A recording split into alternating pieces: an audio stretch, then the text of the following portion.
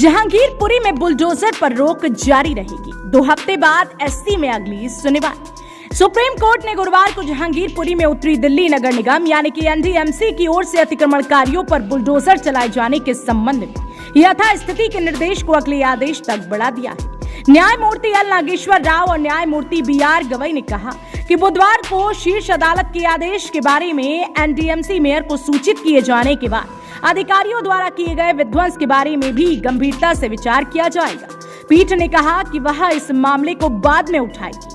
शीर्ष अदालत ने जहांगीरपुरी में किए गए विध्वंस अभियान के खिलाफ जमीयत उलमाए हिंद और अन्य द्वारा दायर याचिकाओं पर भी नोटिस जारी किया। शीर्ष अदालत ने मामले की अगली सुनवाई 2 सप्ताह बाद तय की। जहांगीरपुरी विध्वंस अभियान के खिलाफ मामले में जमीयत उलमाए हिंद का प्रतिनिधित्व कर रहे वरिष्ठ अधिवक्ता दुष्यंत दवे ने कहा कि एनडीएमसी के मेयर ने मीडिया से कहा कि शीर्ष अदालत के आदेश का सुबह 11 बजे पालन किया जाएगा, लेकिन विध्वंस अभियान जारी रहा।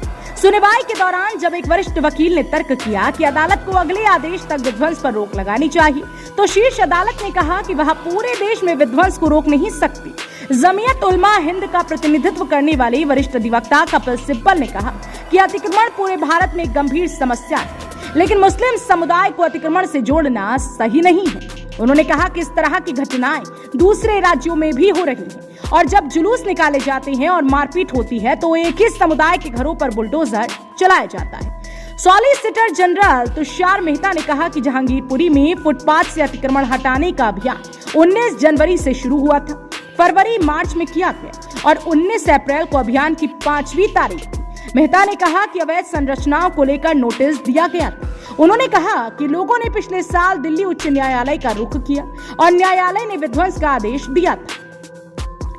मेहता ने कहा कि प्रभावित लोगों ने अदालत का रुख नहीं किया, बल्कि एक संगठन ने इसकी जगह अदालत का दरवाजा खटखटाया। मामले में विस्तृत सुनवाई के बाद शीर्ष अदालत ने कहा कि वह याचिकाकर्ताओं से नोटिस पर हलफनामा चाहता है और तब तक यथास्थिति का आदेश जारी रहेगा। बुधवार को दवे ने प्रधान न्यायाधीश एनवी रमन्ना की अध्यक्षता वाली पीठ के समक्ष मामले का उल्लेख किया था और पीठ ने विध्वंस अभियान पर यथास्थिति बनाए रखने का आदेश दिया था। Bureau report, India plus news. India plus news, सिर्फ वही जो सही।